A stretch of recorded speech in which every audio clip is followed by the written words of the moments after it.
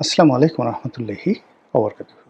সম্মানিত দর্শক, অবস্থা দৃষ্টে মনে হচ্ছে সারা বাংলাদেশের ক্ষোভ, রাগ, ক্রোধ, ঘৃণা ডক্টর মোহাম্মদ ইউনূসের উপর একেবারে শিলাবৃষ্টি রূপে, বজ্রপাত রূপে বর্ষিত হচ্ছে। তাকে নিয়ে যে সকল আলোচনা হচ্ছে পর্দার আড়ালে, পর্দার সামনে, মিডিয়াতে, ঘরে, বাইরে, ক্ষমতার কেন্দ্রে, তাতে করে মনে হচ্ছে যে তার যে দুনিয়া, সেই দুনিয়া ক্রমশ ছোট হয়ে আসছে। তিনি ক্ষমতায় থাকাকালীন অবস্থায় কি অন্যায় করেছেন গোপনে, কি অন্যায় করেছেন প্রকাশ্যে, সেটা আমরা ইন ডিটেইলস জানি না। বাট যে বিষয়গুলো একেবারে জনসম্মুখে প্রমাণিত, সেটি হলো তার সম্পর্কে সাবেক প্রধানমন্ত্রী শেখ হাসিনা যে মন্দ ধারণা পোষণ করতেন, তিনি আসলে তার চেয়েও মন্দ। এইটা মানুষের জনগণ এখন মুখে মুখে বলছে। ২ নম্বর হলো যে আমরা যারা সাধারণ মানুষ, তার পক্ষে সে ২০০৯ সন থেকে নয়, আমি তো আমার সেই ছোটকাল থেকেই কি বলবো, ৮১-৮২ সন থেকেই উনাকে রীতিমতো পুজো করে আসি। উনি ছিলেন আমার স্বপ্নের পুরুষ। আমি উনাকে প্রথম দেখি সম্ভবত ১৯৮০ বা ৮১ সনে। উনি আমার নির্বাচনী এলাকাতে গিয়েছিলেন। আমরা তখন স্কুলে পড়ি বা সেই। তো গ্রামীণ ব্যাংকের একটি শাখা উদ্বোধনের জন্য উনি গেলেন ৮০ সনে সম্ভবত, আমার মনে নাই। কিন্তু ওই স্মৃতিটা আমার মনে আছে এবং সেটা নিয়ে আমি একটা অসাধারণ একটা লেখা লিখেছিলাম। উনাকে নিয়ে আমি দুটো লেখা লিখেছি। একটা 'নয়া দিগন্তে', একটা 'বাংলাদেশ প্রতিদিনে'। তো এই দুটো লেখা পড়ার পরেই উনি আমাকে টেলিফোন করে ধন্যবাদ জানিয়েছিলেন এবং বলছেন যে, "রনি, আপনি আমার সম্পর্কে যা লিখেছেন, আমি নিজেও এরকমভাবে লিখতে পারতাম না এবং আপনি আমাকে যেভাবে ফুটিয়ে তুলেছেন, আমার গ্রামীণ ব্যাংক, আমার ডক্টরেট ডিগ্রি, আমার সবকিছু, আমার কাছে মনে হচ্ছে যে আসলে আমি এইরকমই।" এভাবে ফুটিয়ে তুলেছেন এবং উনি এই বইগুলো আবার কম্পাইল করেছেন। এই লেখাগুলো আমাদের যারা বিভিন্ন সময় উনার লেখা বা উনার সম্পর্কে যত লেখা আছে, সেই লেখাগুলো কম্পাইল করেছেন। কম্পাইল করে ওর মধ্যে আবার একেবারে শীর্ষ জায়গাতে আমার ওই লেখাগুলো উনি ছাপিয়েছেন। ছাপিয়ে আবার ওই বই আবার আমার কাছে তিনি পাঠিয়ে দিয়েছেন। তো তার যে সেক্রেটারি লামিয়া মোর্শেদ, তো লামিয়া প্রথমে লামিয়া টেলিফোন করতেন। উনি লামিয়া ওনার সঙ্গে আবার কথা বলিয়ে দিতেন। কিন্তু পরবর্তীতে উনি সরাসরি ডাইরেক্ট ওনার ফোন থেকে আমাকে টেলিফোন করতেন। তো বোঝার চেষ্টা করুন যে তার সঙ্গে আমার কী পরিমাণ সম্পর্ক ছিল ব্যক্তিগতভাবে। তো যার জন্য তিনি যখন এই সরকারের প্রধান হলেন, I was happiest man in the world. উনার জন্য শেখ হাসিনার সাথে আমার সম্পর্ক খারাপ হয়েছে। ২ নম্বর হলো উনাকে আমি খুব ভালো জানতাম। আমি মনে প্রাণে চাইতাম যে উনি খুব ভালো করুন। উনি একবার একটা লেখা লিখেছিলেন অনেক আগে, অসাধারণ একটা লেখা লিখেছিলেন। সেই লেখাটা ছিল যে আমি যদি দুর্নীতি দমন কমিশনের চেয়ারম্যান হতাম। তো দুর্নীতি দমন কমিশনের চেয়ারম্যান হলে তিনি কি করতেন, সেই কথাগুলো লিখেছেন। আমি বহুবার সেই লেখাগুলো পড়েছি। আর সেটা দ্বারা তখন থেকে আমার মনে হতো যে না, এরকম মানুষ দুর্নীতি দমন কমিশনের চেয়ারম্যান নন। উনি যদি বাংলাদেশের প্রেসিডেন্ট, বাংলাদেশের প্রধানমন্ত্রী হন, তাহলে দেশ পাল্টে যাবে। তো সেই স্বপ্ন আমি ধারণ করতাম। এমনকি আমি যখন এমপি হলাম, আমি আওয়ামী লীগের এমপি হওয়ার সত্ত্বেও আমার একটা স্বপ্ন ছিল যে এই বাংলাদেশে যদি ডক্টর মোহাম্মদ ইউনূস কোনোদিন প্রধানমন্ত্রী হন, কোনোদিন রাষ্ট্রপতি হন, এই দেশের ব্যাপক পরিবর্তন হবে। আর এমপি হওয়ার আগে তো উনি ছিলেন একেবারে স্বপ্নের রাজপুরুষ। ব্যক্তিগতভাবে তার সঙ্গে আমার কিছু হয়নি টিল নাও। আমি তার দ্বারা ক্ষতিগ্রস্ত হইনি। তার কাছে আমার কোনো কনসিডারেশন নেই, কোনো চাওয়ার নেই, কোনো পাওয়ার নেই। আমার কাছে তার কোনো চাওয়া পাওয়ার নেই। কিন্তু কি হলো, ওই যে যেহেতু তিনি স্বপ্নের পুরুষ, আমি চেয়েছিলাম যে তিনি খুব ভালো করুন। তিনি মাহাথির মোহাম্মদ হন। তিনি বাংলাদেশের অ্যাটলিস্ট এখন যে মালয়েশিয়ার বর্তমান প্রধানমন্ত্রী রয়েছেন আনোয়ার ইব্রাহিম, তিনি তার পর্যায়ে হন। তারপর বারাক ওবামার মতো তার দ্যুতি ছড়িয়ে পড়ুক। বাংলাদেশ খুব বড় কিছু না হোক, কিন্তু গণতন্ত্রায়ন, তারপরে শিক্ষা, এরপরে সংবাদপত্রের স্বাধীনতা, এরপরে গ্লোবাল অ্যাসপেক্টে আমাদের যে মান মর্যাদা, এই জিনিসগুলো বাড়ুক। মানে খুব বেশি তার কাছে চাওয়া ছিল না। আমি চাইতাম উনি ৫ বছর না, উনি আসলে ১০টা বছর থাকুক এবং উনি ক্ষমতায় আসবেন, ৫ বছর ক্ষমতায় থাকবেন। এই ব্যাপারে রাজনৈতিক দলের যে শীর্ষ পর্যায়ের নেতাদের সঙ্গে আমার যতটুকু আলাপ আলোচনা হয়েছে, সেটা ধরেন ২০২১, ২২, ২৩ সনে আমি যাদের সঙ্গে কথা বলেছি, আমি এই একই কথা বলেছি। এটি ইনু সাহেব জানানও না যে আসলে এই মুহূর্তে যদি একটা পালা পরিবর্তন হয়, সরকার প্রধান হওয়ার জন্য ইনুস সাহেবের বিকল্প বাংলাদেশে কেউ নাই। তো সেখানে তারেক রহমান সাহেব থেকে শুরু করে অন্যান্য যাদের সঙ্গে আলোচনা হয়েছে সবাই বলেছেন যে হ্যাঁ, আপনি ঠিকই বলেছেন। দ্বিতীয় আমি যে কথাটা বলেছি যে আসলে ওনাকে একটা ব্রিদিং টাইম দিতে হবে ৫ বছরের জন্য। আর সেই ব্রিদিং টাইম দেওয়ার কারণ সময়ে উনি যেভাবে দেশটাকে একটা জায়গাতে নিয়ে যাবেন, আর রাজনৈতিক দল হিসেবে আপনারাও এই যে পেইনগুলো আছে বা শেখ হাসিনার জমানাতে আপনারা যেভাবে কাজ করতে না পারার কারণে যে সাংগঠনিক দুর্বলতা দেখা দিয়েছে, এই সাংগঠনিক দুর্বলতাটা ৫ বছরে কাটিয়ে উঠতে পারবেন। ফলে আগামীতে আওয়ামী লীগকে আপনারা রাজনৈতিকভাবে মোকাবেলা করতে পারবেন। এবং বিশ্বাস করেন যে দেশের শীর্ষ যত রাজনৈতিক নেতৃবৃন্দ রয়েছেন, আমি এই কথাগুলো টেলিভিশনে বলেছি, তাদের সঙ্গে টেলিফোনে বলেছি, স্কাইপেতে বলেছি, তারা সবাই অ্যাগ্রি করেছেন। তাহলে দেখেন উনি যখন ক্ষমতায় এলো, পুরো গ্রাউন্ড ছিল তার পক্ষে 100% তিনি সেই যে পারবেন, ৫ বছর থাকবেন এবং দেশটাকে ভালোভাবে চালাবেন, এরকম একটা অবস্থা ছিল। কিন্তু ৮ তারিখে তিনি যেভাবে দায়িত্ব গ্রহণ করলেন, যেভাবে তিনি এনসিপির ছেলেদের, তার নাতির বয়সী ছেলেদের, যাকে বলা হয় পুতুল হয়ে গেলেন এবং তিনি যে শিশুসুলভ আচরণ করলেন এবং তিনি ৩ দিন পরে বাংলাদেশে এলেন, এয়ারপোর্টে যে বক্তব্য দিলেন, যারা তাকে রিসিভ করতে গেল, পুরো জিনিসটি আমার কাছে আসলে মনে হয়েছে যে তিনি ফ্রম দ্য ফার্স্ট ডে ভালো করবেন না। এটা যেমন মনে হয়েছে। দ্বিতীয় আমার আরেকটা আশঙ্কা হয়েছিল। সেটি হলো যে রাজনৈতিক দলের যারা নেতৃবৃন্দ, আপনি চিন্তা করেন ছোট দলের নেতা, বড় দলের নেতা, ছাত্র নেতৃবৃন্দ সবাই মিলে ক্যান্টনমেন্টে দেখা করতে গেছেন জেনারেল ওয়াকারুজ্জামানের কাছে। ইট ইজ রং সিদ্ধান্ত।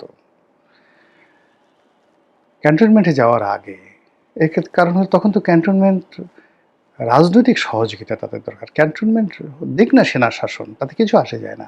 ক্যান্টনমেন্টে বঙ্গভবনে যাওয়ার কোনো প্রয়োজন ছিল না। রাজনৈতিক দলগুলো বসবে, ছোটরা বড়রা একসাথে বসবে, ঠিক নেপালের বালেন্দ্র সাহাদেবের মতো মানে তারা ঐক্যমত্য হবে। তারপরে শেষে তারা নিজেরা সুশীলা কার্কির মতো কাউকে মনোনীত করবে এবং বলে দেবে যে রাজনৈতিক দলগুলো এতদিনের জন্য আমরা আপনাকে ক্ষমতা দিলাম। ফলে কি হলো, জেনারেল ওয়াকারুজ্জামান, বঙ্গভবন, ছাত্র নেতৃবৃন্দ, রাজনৈতিক নেতৃবৃন্দ, ডক্টর মোহাম্মদ ইউনূস, অনেকগুলো পক্ষ দাঁড়িয়ে গেল, কেউ কারোর সঙ্গে কারো যোগাযোগ নাই। আর এই উপদেষ্টা মণ্ডলীতে জগা খিচুড়ি হয়ে গেল। নাহিদ ইসলামদের মতো মানুষ, হাসনাদের মতো মানুষ তার উপদেষ্টা নিয়োগ দিল। ডক্টর মোহাম্মদ ইউনূস, যিনি কখনো রাজনীতি করেনি, তিনি উপদেষ্টা নিয়োগ দিতে গিয়ে তিনি তার বান্ধবী নূরজাহান বেগমকে ডেকে আনলেন। তিনি তার আরেক বান্ধবী লামিয়া মোর্শেদকে তার পাশে রাখতে চাইলেন। তিনি প্রেস বিভাগে ইচ্ছামতো, মানে আমাদের এই সাংবাদিকতা জগতের যাদের কোনো রকম মানে একটু ইনফ্লুয়েন্স নেই, জাস্ট একটা পত্রিকা হয়তো চাকরি করে বা একটা প্রতিষ্ঠানে চাকরি করে, ওই পর্যন্তই তার পার্সোনাল, হয়তো তিনি একজন ভালো সাংবাদিক, কিন্তু পুরো সংবাদপত্র জগতে একটা ইনফ্লুয়েন্স থাকতে হবে। তাদের কথা কেউ শুনবে, তাদের কাছে কেউ আসবে, তারা একটা টেলিফোন করে ডাক দিয়ে যদি বলে এই ভাই আপনি তো আমার বাসায় আসেন, তো এরকমভাবে দেশের শীর্ষ ১০ জন লোক তাদের বাসায় যাবে, এরকম একজন লোককেও ডক্টর মোহাম্মদ ইউনূস তার প্রেস টিমে নিতে পারলেন না। যাদেরকে নিলেন অল আর মানে যাকে বলা হয় কোনো ইনফ্লুয়েন্স তাদের ছিল না। ফলে এই লোকগুলো ক্ষমতা পেয়ে প্রায় সবাই বিরক্তিকর লোকে পরিণত হয়ে গেল। এরপর জামাতের সুপারিশে সেখানে কিছু লোক গেল, আমেরিকার সুপারিশে সেখানে কিছু লোক গেল, তারপর বিএনপির সুপারিশে লোক গেল। একটা জগা খিচুড়ি মার্কা মানে সেই উপদেষ্টা পরিষদ এবং তার মধ্যে আবার সেই আল ইরিয়াস কমিশন, বদিউল আলম কমিশন, তারপরে শেষে এই দেবপ্রিয় ভট্টাচার্য কমিশন, ইফতেখার সাহেব যিনি ছিলেন ওই যে ট্রান্সপারেন্সি ইন্টারন্যাশনাল, এদেরকে নিয়ে ঠিয়ে একটা হযবরল সব করবে, সংবিধান সংশোধন করবে, এটা করবে ওইটা করবে। আমি ঠিক একেবারে ১ সপ্তাহের মধ্যেই আমি বুঝলাম যে এই ভদ্রলোক পারবে না। যত তাড়াতাড়ি সম্ভব ওনার চলে যাওয়াই বেটার। তো উনি গেলেন না, উনি থাকার চেষ্টা করলেন। আর ওনার যে সমস্যাগুলো যেগুলো ছিল, ধরুন ওনার মামলা ছিল, মোকদ্দমা ছিল, এগুলো যদি উনি সরিয়ে নিতেন, এগুলো আমরা কিছু মাইন্ড করতাম না, এগুলো স্বাভাবিক ব্যাপার। কিন্তু অর্থনৈতিক যে বিষয়গুলো, যে বিষয়গুলো তিনি করেছেন, ফাইন্যান্সিয়াল যে বিষয়গুলো করেছেন, একটা বিশ্ববিদ্যালয় নিয়েছেন, একটা ম্যান পাওয়ারের লাইসেন্স নিয়েছেন, গ্রামীণ ফোনের যে টাকাগুলো, যে ডিভিডেন্ডগুলো, অর্থাৎ গ্রামীণ ফোন যেখানে তারা শেয়ার হোল্ডারদেরকে ডিভিডেন্ড দিতে পারছে না, যেখানে তাদের 1200 কোটি টাকা ডক্টর মোহাম্মদ ইউনূসকে তারা দেবে, এই টাকা তাদের ছিল না, সেই টাকাগুলো তিনি তার অ্যাকাউন্টে নিয়ে নিয়েছেন। গ্রামীণ ফোনকে তিনি অনুমতি দিয়েছেন, তোমরা এখন রেমিটেন্স করতে পারো, বিদেশে টাকা পাচার করতে পারো বা পাঠাতে পারো, ইত্যাদি ইত্যাদি অনেকগুলো ঘটনা আসলে কবিরা গুনাহ হয়ে গেছে। এর মধ্যে আইনশৃঙ্খলার অবনতি, মব, এরপর সাম্প্রতিক সময়ে যে হাম নিয়ে যে ঘটনা, মানে এই যে এখন শত শত শিশু মারা গেছেন, হাজার হাজার শিশু আক্রান্ত, এবং এটা এত, যাকে বলে এই হাম যে রোগটি, এটা শিশুদের মধ্যে এটা এতটা দ্রুত বিস্তার লাভ করে যে করোনার চাইতে এটা প্রায় অলমোস্ট, করোনার যে বিস্তার লাভের ক্ষমতা যদি 70% হয়, এটা 90%। করোনার চেয়ে দ্রুত বিস্তার লাভ করে। ফলে এই হামটা যে আসলে কোথায় গিয়ে থামবে এবং আরও কত শিশু মারা যাবে, কত শিশু আক্রান্ত হবে, উই ডোন্ট নো। এবং এই যে হামটা যে বাড়লো, এটা ওনার যে দায়িত্ব অবহেলা বা অনভিজ্ঞতা তা নয়। এটা উনি যে কাজগুলো করেছেন, যতটুকু আমরা জেনেছি, রীতিমতো ক্রাইম করেছেন। এই হামের টিকা ইউনিসেফ, জাতিসংঘের যে ইউনিসেফ, তারা সরবরাহ করত। সেই ইউনিসেফকে বাদ দিয়ে তিনি বেশ কয়েকটা প্রাইভেট কোম্পানিকে কাজ দেওয়ার চেষ্টা করেছেন। নিঃসন্দেহে তার নিজের লোকজনকে দেওয়ার চেষ্টা করেছেন, এবং সেটা তিনি পারেননি। না পারার কারণে টিকাই আমদানি হয়নি। আর টিকা আমদানি হওয়ার কারণে এই রোগটি আজকের এই পর্যায়ে, এবং এটা নিয়ে সারা পৃথিবী খেপে গেছে, জাতিসংঘ খেপে গেছে, ইউনিসেফ খেপে গেছে, বিশ্বের যে সকল মানবাধিকার সংগঠন রয়েছে যারা শিশু অধিকার নিয়ে কাজ করে, তারা খেপে গেছে। তারা দেশে বিদেশে এই লোকের বিরুদ্ধে, যাকে বলা হয়, মামলা করার জন্য, জনমত তৈরি করার জন্য, এর বিচারের জন্য আওয়াজ তুলছে। আর বাংলাদেশে তো ওনাকে পেলে, মানে যে সকল সংগঠন কোটি কোটি করে তারা খেয়ে ফেলবে তাকে, পিরানহা মাছ বা যেভাবে হাঙ্গর একটা মানুষকে খেয়ে ফেলে, ওই রকম অবস্থা। কারণ ডক্টর মোহাম্মদ ইউনূস ওই পর্যায়ে, ঘৃণার পর্যায়ে চলে গেছে। তার অফিসের সামনে এখন তার ফাঁসির দাবি নিয়ে লোকজন মিছিল করছে, মেয়েরা বাড়তে থাকবে। এর বাইরে তার এবং তার যারা আপনজন লোকজন ছিলেন, এদের সবার বিরুদ্ধে দুর্নীতির পাহাড় সমান অভিযোগ। ওই যে যে লোকগুলো ছিল, একটা লোক ছিল যোগাযোগ উপদেষ্টা, আমি ভালো জানতাম এই লোকটাকে, কথাবার্তা অনেক সুন্দর বলতেন। এখন সবাই বলছে সত্যমিত আল্লাহ জানেন, বয়স্ক মানুষ, বুড়ো হয়ে গেছে, দাড়ি চুল পেকে গেছে। ফয়জুল করিম, প্রথম আলোর সৃষ্টি, ওখানে কলাম ঠেলাম লিখতেন। তো সেই ভদ্রলোককে আমি মনে করতাম যে এটা বোধহয় বাংলাদেশের একটা সবচেয়ে সর্বকালের সেরা একজন অনেস্ট মানুষ। এখন দেখা গেল তার জমানাতে যোগাযোগ মন্ত্রণালয়, তার জমানাতে জ্বালানি মন্ত্রণালয় যে পরিমাণ লুটপাট হয়েছে, একমাত্র জ্বালানি মন্ত্রণালয়ে 35,000 কোটি টাকার লুটপাট হয়েছে। এই কথাগুলো সবাই বলা বলি করছে, সত্য মিথ্যা জানি না। তো জ্বালানিতে যদি এই অবস্থা হয়, যোগাযোগে কত হয়েছে। কোনো কাজ, একটা ছোট রাস্তা মানে মেরামত করার সে সামর্থ্য তার ছিল না। খালি মিষ্টি মিষ্টি কথা বলতেন। ডক্টর মোহাম্মদ ইউনূস যেভাবে মিষ্টি মিষ্টি কথা বলতেন, এই লোকটা গাল ফুলিয়ে সন্দীপ বাড়ি সেভাবে কথাবার্তা বলতেন। কিন্তু কোনো একটা পত্রপত্রিকা দেখে একটা রাস্তা উনি গিয়ে মেরামত করিয়েছেন এই 18 মাসে, এই ঘটনা ঘটেনি, কোনো ঘটনা ঘটেনি।